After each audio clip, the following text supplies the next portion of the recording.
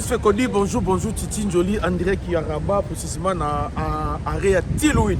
Donc, Area Tilouin, dans le monde, on a Tilouin, à la carte à rabat, dans ce qui tire à la Tilouin, dans sa lait, donc, Bétan n'a pas qu'à prêter quadra, c'est plus quadra, ceux qui retournent qui toquent sans oublier, Emerode, le nouveau Marocain. On a battu, il y a Mama Yolandi Passi, Patou Mazingu depuis Matadi, il a fait sur beauté, donc, Toko Fegodi. Tout ça déjà qui toque à l'équipe nationale de M. qui lobby contre Botswana, tout ça qui fait dans le stade Douana, le Yembo Mbonda, vraiment, avant la bande je voulais remercier précisément la diaspora, il y a RDC, on va vivre à Anna Kinshasa, au bas de Banda, Boka, merci à monsieur Sala, Sambino, à stade Motoros à Pierre Kafuma.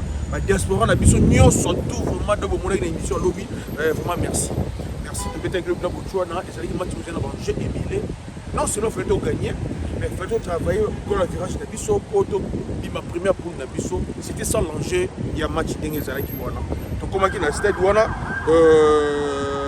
le 11 de départ au coach Tchaki, Tobandaki na Lionel Passi, Chancel Mbemba, Kalulu, Juris Kayembe, Roki Bouchiri, Mukaou, Piquet, Kakuta, Elia, Mbuku, Mayele. C'est les 11 du départ au coach de Bisso, les sabres a préféré qui coacher la Bisso. Mais si on termine la 11 de départ, on les allie souhait à battre Belé. Mais pas à Bisso à fécodiste. Bisso sur les choses à la Bongote. Parce que, pourquoi je dis ça? Nous, on n'avait pas besoin, comment on appelle ça, d'être dans le milieu du terrain de Bisso. On ne va pas mettre même le milieu du terrain, qui ne va pas battre Kakakuta. Parce que pour nous bloquer dans le combat. Là, tout le monde milite un peu bêta qui n'a pas. Donc, comme il a terrain pour vendre, match bandit. Na Botswana après hymne national ndenge zalaka match bandi bana fait kodi oui équipe Botswana ba lobby ezali facile pour na biso to gagner ba bébé au moins équipe au Sénégal a bêté ce qui contre biso le 11 de départ na a bêté le même le 11 de départ on a contre Botswana a gagné bon 3-0 mais biso de biso modifier l'équipe na biso ce que moi j'ai remarqué na 20 premières minutes ya match oyo on était vraiment dominé la circulation du ballon. Statistiques et s'affichent qui est en écran, tout cela qui vraiment dominé. Heureusement pour nous, défensivement on était solide. Mais circulation du ballon pendant 20 à 23 minutes, tout cela qui est vraiment supérieur. Zala qui est supérieur.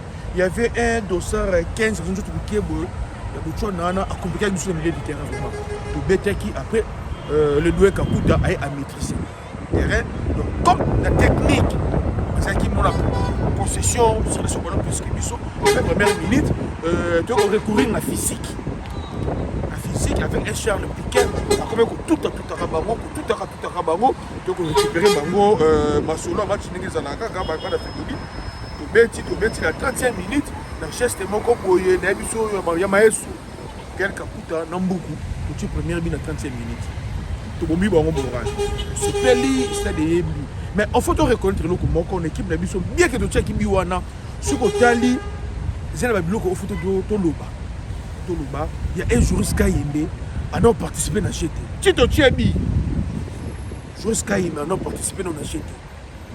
Côté Naïe. De l'autre côté là-bas, il y avait un Gédéon Kaloulou. Il était bon défensivement, offensivement, vraiment à porter dans le lot. Il avait la première minute là. Dans le lot. Au niveau axe, la chancelle même elle était là avec le Bouchiri.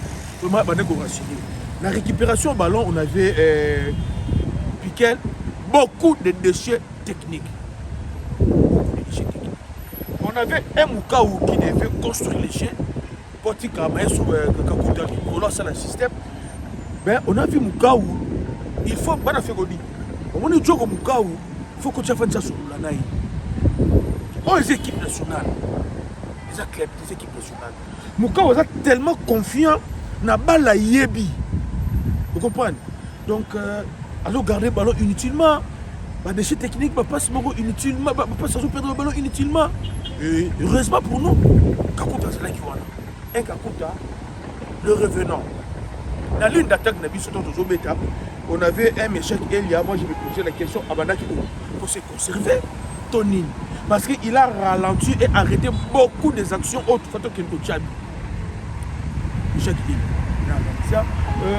De l'autre côté, le petit Mboukou, aussi qu'on se dise quand même la vérité, Bala Yebi, apparemment il a dans la jeunesse. dans la jeunesse. Vraiment, tu gagnes qui, mais il faut tout le vérité. Tu as fait des choses, parce que place de gens qui ont déjà ma casse par rapport à place de outils. Nos joueurs sont conscients. Les défis sont là. Alors, on dirait qu'on gagne Cameroun, non, on gagne Nigeria, qu'on s'en a Nil, qu'on biki sa Sénégal, et celle qui va jouer dans Bisso. Comme on a confiance, moi, comme ça, mais il faut qu'on rappelle Bango, place de gens qui ont. Papa, il y a ma place où il pardonné Bissoté. Erreur à Moukiet, Tokolila. Mouka ou Nambuku, baby Bali. On va mettre qui lobby, il est capable de remettre en fois 10 de Bassali Yango. Juste quand il était là dans tous les ballons, il bougeait à droite. Mais ce que moi j'ai remarqué, quand tu remets un match, il y a une coordination de Chancel Memba avec la ligne de défense. J'ai vu comment Kakuta coordonnait le milieu du terrain. Et c'était bien. C'était bien. J'ai vu aussi, il y a eu beaucoup des actions. Oh yo, ça prouve que tu es comme une équipe. Parce que lorsque on a 6 à 7, il y a 8 passes. 5 équipes diverses à jouer à toucher le ballon. Ça prouve que le part à l'élo et ça le part à l'obité. Défensivement, on s'est défendu bien. Si tu perds le ballon du colo, tu as bloqué le colo. Par rapport à tu mettre au Sénégal, na Bénin, cette fois-ci tu mets bien. Les gens vont me dire que non, parce que les équipes à faiblité, les alliés consignent et entraîneurs après ce qui va. Donc tu perds le ballon, on récupère le ballon facilement. Après 35 minutes, Zobeta, Zomona, en placement de joueur, c'était bien, mais comme ça, c'est là qui bien, sauf Kaka, Bandeko Nangaï, beaucoup d'erreurs techniques. Voici ce que moi j'ai prélevé dans le match à lobby. Une précision dans ma passe. Une précision dans ma passe, c'est le gars qui est belé. Et les gars qui vraiment est belé. Alors là, j'ai un match à bon, on se côté de l'équipe à haut niveau, ça va payer cash. Ça va payer cash, mais une précision dans ma passe, c'est le gars qui est belé. Ça c'est un. De deux, manque de rythme. Nos joueurs ont un manque de rythme. Pourquoi je dis ça? Parce que la tendance à mettre la balle de Mokobo, mais on va mettre en côté. Tu vois, balle de Bazo, il va mettre, mais c'est l'intérieur, parce qu'on peut imprimer en côté. Je suis sûr qu'il y a un ballon tout. Et dans tout ça, ça manque de rythme. Il y a des imprécisions. Les gens ont commencé à confondre vitesse et rapide dans la boxe de raté. Quand tu as imprimé rythme après ton baby Sinabi, surtout imprimer rythme après ton baby Sinabi, c'était un peu compliqué pour nous. Ça, c'est le deuxième point. Et troisièmement, et c'est là qui j'ai vu notre équipe nationale, des fois, bon, ça va passe horizontale. Et pourtant, que Moutaza Pemben, pour exploiter Wana, Papa Bal, comment on a le dos simple. Ce sont des joueurs professionnels, je me pose la question, discours, il y a 20 matchs. Donc, tant que qui programme, victoire, il y a Maroc. Parce que j'ai vu à plusieurs reprises, 3, 4, 5 fois, que le ballon va combiner na pembeni comme ça, ok na yango, mais au moins on va salir long, on va changer elle. Bon, on va changer elle là, et maintenant on va compliquer. Ça complique. Donc on doit encore travailler. À part ça, j'ai remarqué une chose. Et j'ai donné raison à la coach de Sab. Tant on réclame à coach, mais ça y est. Quand tu as mis ça à côté, quand tu as la confiance dans le bloc, quand tu as la raison, tu vas m'habituer. Moi, j'ai remarqué, bon, surtout Tali, prestation jusqu'à Yébi, dans Arthur Mansoakou, dans Assi, le lot des baisers sous-soutés, le monde qui m'a sorti mérité aux titulaires. Ceux qui sont dans le match à Boué, je ne sais pas, peut-être le journaliste est un moment malade, peut-être, mais ce qu'il a produit hier, ce qui m'a sorti à produire en équipe, bien que moi je préfère tout ce qui m'a sorti parce que jusqu'à Yébi, très excitant, jusqu'à la 35 minutes, et pourtant le couloir Néwana, c'était un peu passoire. On a pu l'arrêter dans Kiango, et je donne raison, il y a un coach, il y a un message qui est un message qui l'équipe qui est à changer la bamoute. Mais ce qui est là, comme je disais, je me demande, est-ce que ça a un problème? Il y a un problème, il y a un assez ressourcé, après Manaye, pour moi, c'est ça qu'il y a, parce que Méchak est également aussi à Betakiti. C'est ce que j'ai remarqué, même si Sipenga n'a pas, c'est pas un joueur qui a l'ADN défensif par rapport à Méchak. Vous voyez, Méchak, il a commis la capacité du colo à Kangaka. C'est ça la force de Michel Ela. Et si tu as percussion, vitesse, bosso, kokanga, et sur même ordre d'idée, il y a même Mbou. Réplique défensif, il y a Mbou, il y a Mukaou, pardon, il y a Mukaou. J'ai suivi ça, Natalia, en gros. Défensivement, Mukaou, il faut travailler. Il est bon ballon pied, il est bon à même équipe du bosso. Mais lorsque tu perds le ballon du bosso, réplique défensive, lorsque je parle de réplique défensive, les alliés qui ont rose à numéro 9, pour perdre le ballon, pour perdre le ballon. Tant qu'on zonga, on peut savoir l'équipe est faite sur le Congo. Tant qu'on zonga, il faut que le ballon ne va pas se mettre. On va se mettre. Peut-être le numéro 8, il y a eu. Le numéro 4, il y a eu. Le numéro 10, il y a eu. Tout ça, tu as zalité. Attends, ça, le numéro 9. Pour ça, il précise pour que quand on peut pouvoir. Pour ça, il précise pour que quand on peut pouvoir. Donc, on s'est précisé à gauche, pour que ça va préciser à droite. Tout à droite. Donc, on zonga petit milieu du terrain pour qu'on peut pouvoir. Réplique défensive. Mukaou, réplique défensive, les alliés.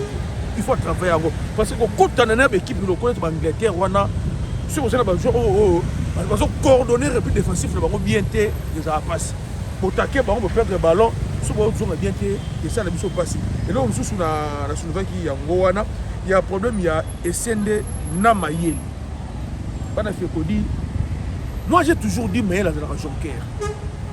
Mais elle a de la Jonker. Chaque joueur d'équipe à Zalaka a un rôle dans cette statine.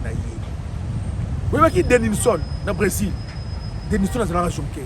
Ce qui va continuer, c'est pour conserver le ballon, à créer ma faute. Match c'est la Noki. Mais il est titulaire dans le match à Bochouane. Il est Moni, dans le belo côté Moni. Mais il est titulaire dans le match à Bochouane. Il est Moni. Mais ce qui compte, c'est la bête de maestro Gaël Kakuta. Asim Sarab le ballon, tchouin, Kakuta ballon, tchouin, Kakuta. Ah, les autres Kakuta robot, Mamba Petu, non mais tchouin. Ah, Kakuta robot, Mamba Petu, on a été. Mais bon, bien maillé la bête. Ce qui m'a quand même dit match on donc les lots on va fait dit pour comprendre pourquoi entraîneur Tchara Bakamu titulaire. Oh Bakamouté. Pour comprendre pourquoi Tchara Maïel Bakamu titulaire. Et pour comprendre Maïel et Oya Zalaka. Réserviste, à côté comme Jonker, d'un bête à Maël titulaire. Si je contre Botswana, associé à Kakuta, et Bimibou, bonne équipe. Et Sende, il doit travailler. Sende, il faut travailler Mingi. Hier, j'ai eu le temps, il y a beaucoup de Sende, Talié, il n'est pas mauvais, mais la Talié, c'est une fois travailler.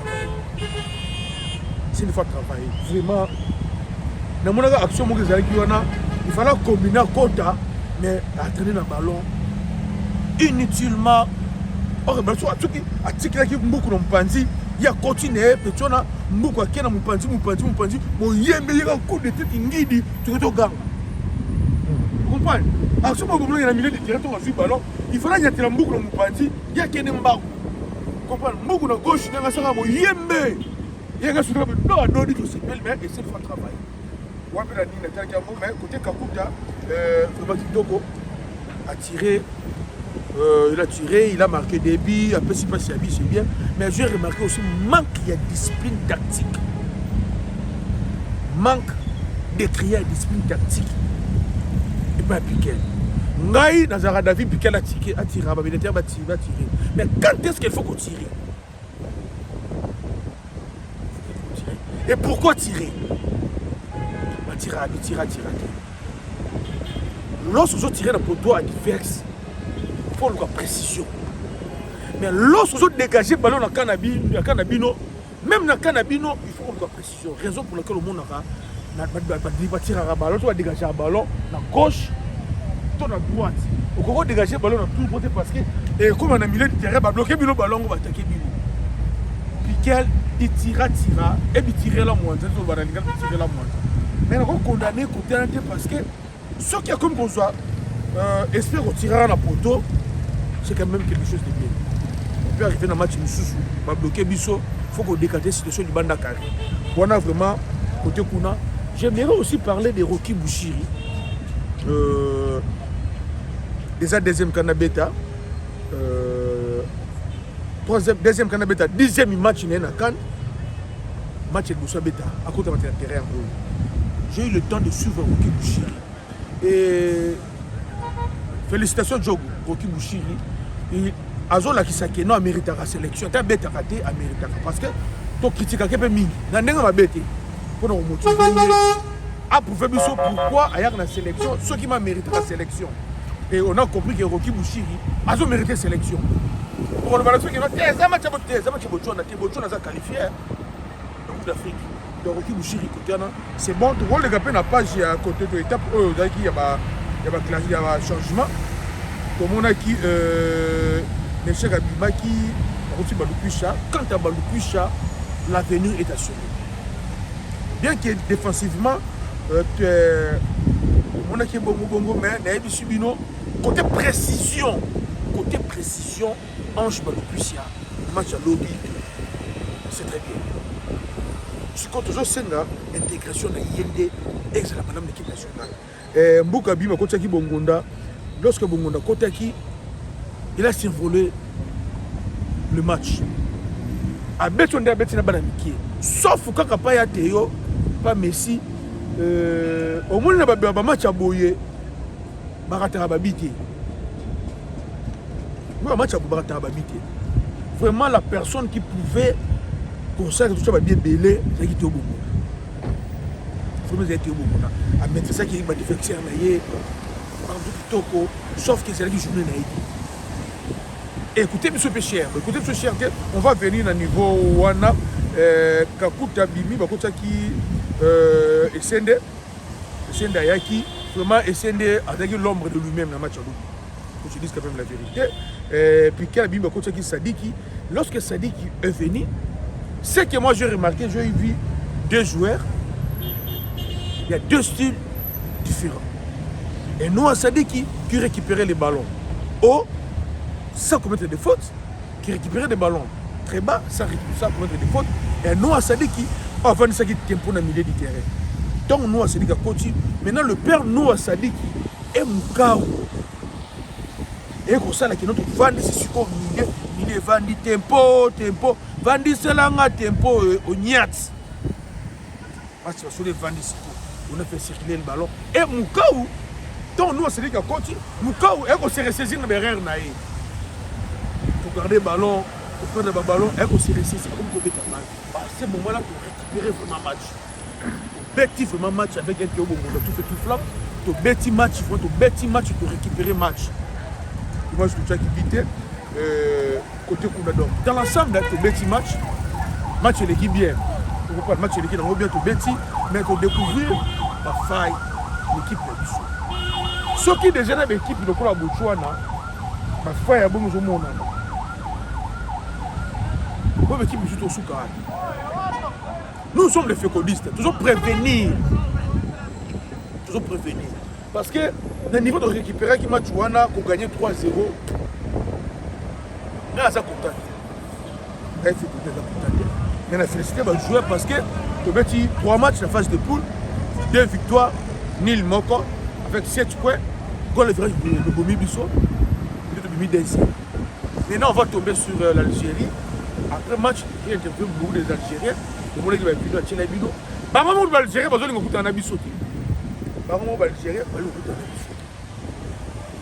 Par le but que non, parce qu'on comprend Abissot. Tu peux être un Bénin style de système de chez Moussoussou. Tu peux être un Sénégal système de chez Moussoussou. Tu peux être un Bétina pour un système de chez Moussoussou. Parce qu'on comprend Abissot. Au finalement, le profil d'Abissot, il y a un système de chez Moussoussou. Vous comprenez? Quand on a l'Algérie, on est déjà mon l'Algérie. Moi, je pense que le match de Botswana, chaque joueur à comprendre le niveau d'une équipe nationale. Et dans l'ensemble, le coach à comprendre pour gagner l'Algérie, qu'est-ce qu'il faut faire. Quelque part, c'est bien. Parce que ceux qui peuvent gagner la mission de Botswana, on a pété. Tout le monde est en Algérie, l'Algérie va avoir excès de sel. L'autre monde a gagné qui. Donc c'est pas là qu'il a mis sur le banc maintenant, on a la qualité, on a la probabilité, on a gagné 6 à 0 dans le match. On a compris, il faut continuer à travailler. Il faut continuer vraiment à travailler. Je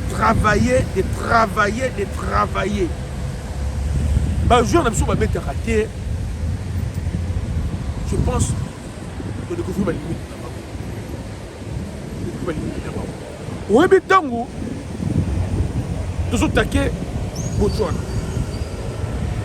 Deux fois, toujours taqué Botswana, on a deux joueurs. Deux joueurs caca. Mais toujours comme on a carré dans Bango. Et après, c'est le côté. Donc ça prouve qu'on a des talents. Bango va rose à la 4, 3, des fois 7. Nous, avec deux joueurs, tu taqué Bango. Ceux qui te roulent à gauche, tu as basculé à centre, tu as à droite. Tu as basculé de gauche à droite. Tu as des forces de Bango qui sont raison pour laquelle vous avez vu, les médiateurs ont vu sur les Kakuta et les Piquet, ils ont encore tiré Mingi. Parce que ceux qui ont mis à gauche, à droite, tant de gens sont à gauche, toujours sur le quartier, vide de tout ça. C'était pour comme système de jeu. Quelqu'un à gauche, toujours à droite, toujours sur le quartier, vide de tout ça. Mais il faut travailler sur qui peut tirer. Et pourquoi tirer? C'est ça le vrai problème. Donc Lionel pas si bien signalé. Mais moi je pensais qu'il y a un coach de Polo, de Fayoulou, mais c'est pas grave. Donc on a joué, on pouvait faire mieux parce que même à 3-0 sur le tali des sables avant de quitter. L'enjeu c'était tout ça va bien. Et les joueurs n'ont pas pris. Ça n'est le Rwanda. Même coach. C'est plus ton équipe, mais bon, tous les gars qui sont déjà, coach est content, qu'on se dise quand même la vérité, coach de Serbe est content. Parce que l'enjeu c'était, tout ça va bien délai, on n'a pas tout ça va bien délai, pour gagner et on a pêché par précipitation, imprécision, excès des ailes et bon bisou. Excès des ailes, précipitation, imprécision de la passe et bon bisou. On a joué comme si la majeure partie de l'équipe de bien match, on a eu Betty Yango. On est sélection. Et des fois, on refusait de jouer collectif. Des fois. Et des fois, on a joué tout. C'était un peu compliqué. Bon. La première mi-temps, c'était la part de Mécha Kina. Parce que Mécha Kina a vitesse.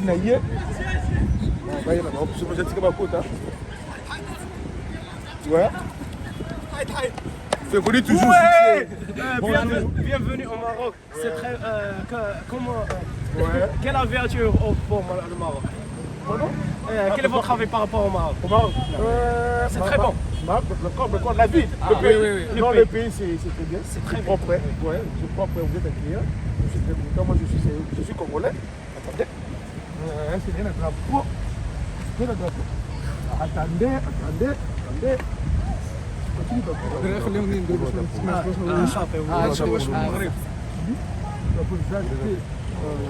On a laissé un peu fois la maison, c'est pas grave.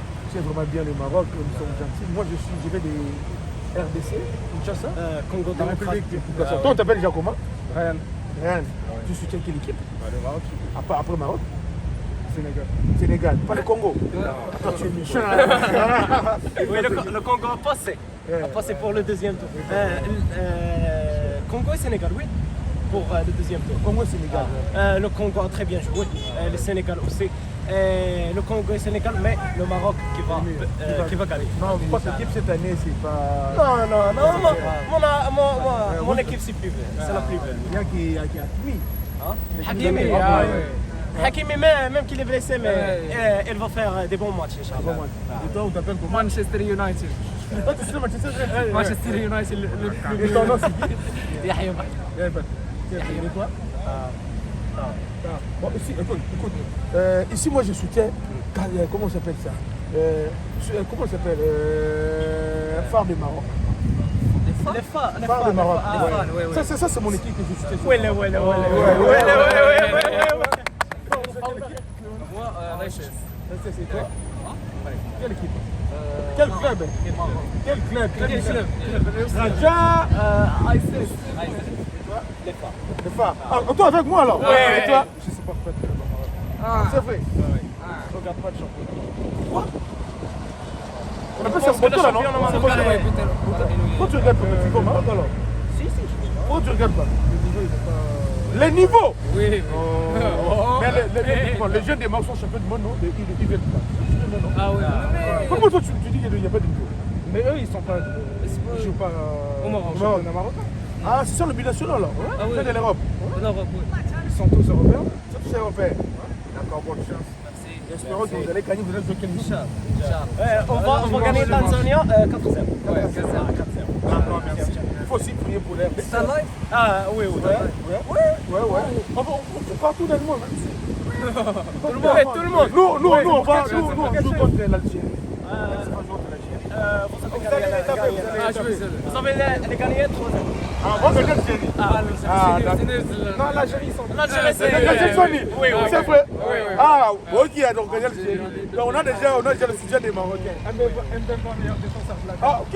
Mbemba, meilleur défenseur de la CAN. On appelle des milliers. Vous savez, on appelle des milliers. Oui, on appelle des milliers. Ah oui, c'est bon. Ah, là, qui est le des milliers. D'accord, merci à vous. Bonne journée. Merci beaucoup. Au revoir. Enchanté. Donc, bon sentir fait qu'on dit toujours dans les des alliés. Donc, vous comprenez, on va lobby, on va lobby, on va gagner l'Algérie. Mais pour nous gagner l'Algérie, on a fait dire, ils ont 5 Abisso, d'autres travailler.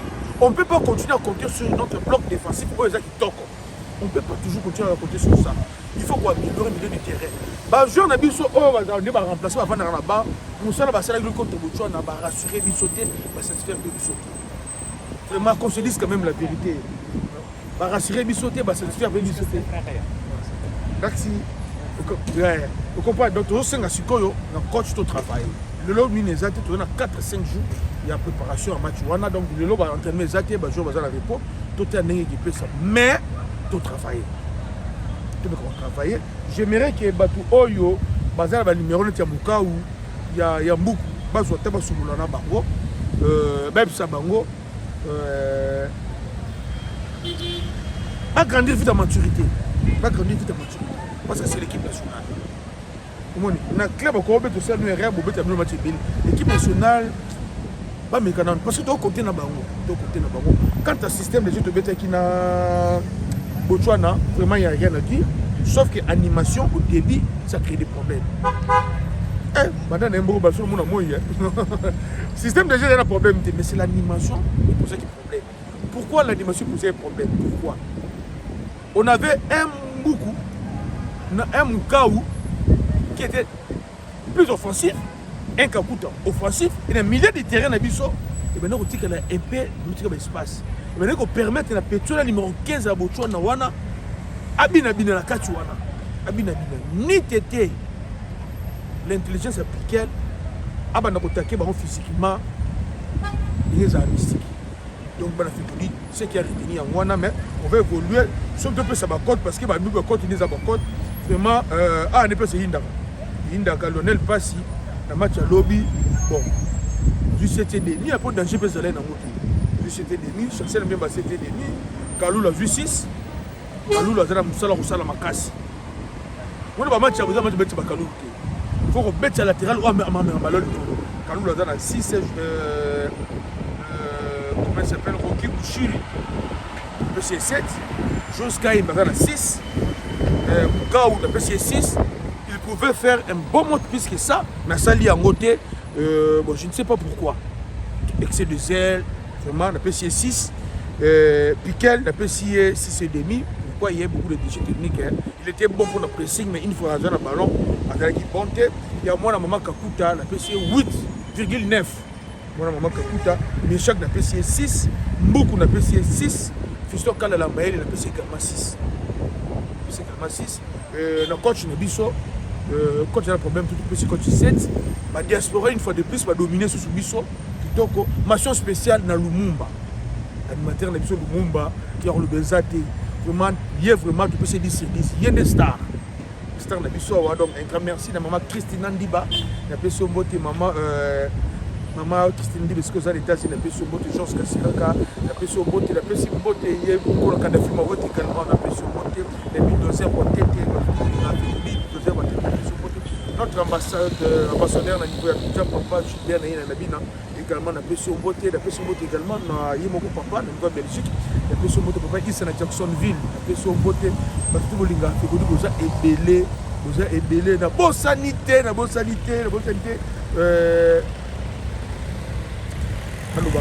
alobaka pour ça moi bien vous comprenez